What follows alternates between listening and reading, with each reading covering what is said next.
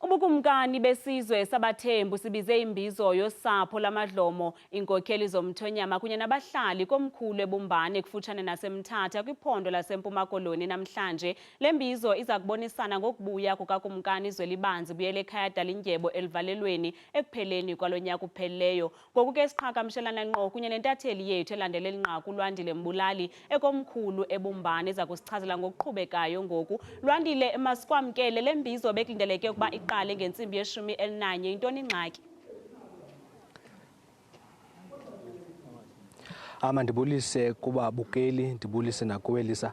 Imbizo lena ebekuthethwe ngayo izaqala ngentsimbi ye-11 iyaqhuba ngokusithethayo. Iqalile ke phaa emva kwentsimbi ye-12 nangokubungeva phangaphakathi kusaqhutyekeka kuyathethwa. Abantu ke balapha abaThembu bayangena bayafika ngelaa xesha ke kuyabonakala uba bebengekabikho ninzi kodwa ngoku noko bayangena bayafika. Kodwa ke yona ke intlanganiso yona seyiqhubekeka apha ngaphakathi. Kodwa ke ndinaso ke isithethi salapha eBumbane just ukuva mhlambe ngezinye izinto uba mhlambe le ntlanganiso ingantoni na.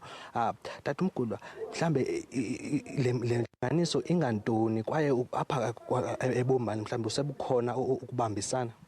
Msasazi, mandibulise kuwe busa kubaphulaphuli bonke. Apha eBumbane sihleli intlanganiso yenkosi, ihlanganiso iqoqo likakumkani kunye noThembu wonke.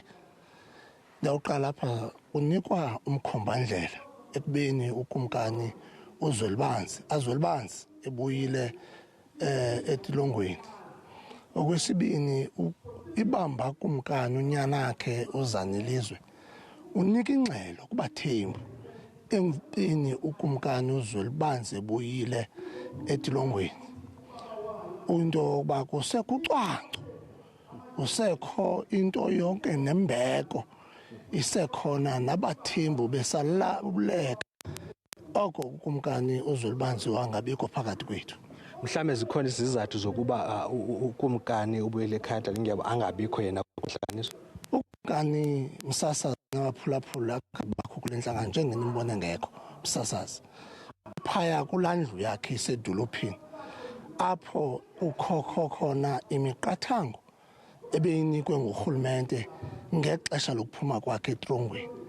Into yokokuba makhe ahlale phaya kwathi kwawufike kule xesha abe phakathi kwethu.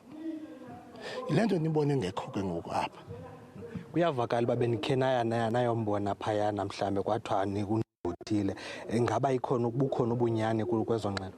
Sasazi ngokwenene ekubeni ephumile ukumkani uZwelibanzi sikhokhelwe libamba kumkani unyanakhe uzanelizwe siyile. Apho ke into engekhoyo yile nto ingxelo ethi kugxothiwe.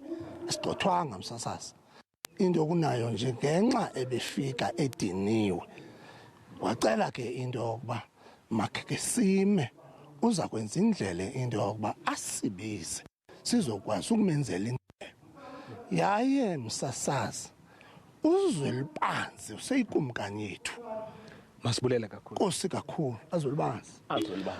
Well, njengoba ke intlanganiso iqhubeka apha ngaphakathi siza kuqhubekeka ezimini ihamba sinixelele ngokuqhubekayo nezinye zezinto ezizawuthi zithethwe apha kule intlanganiso. Lisakhanya sibuyisela kwintamo.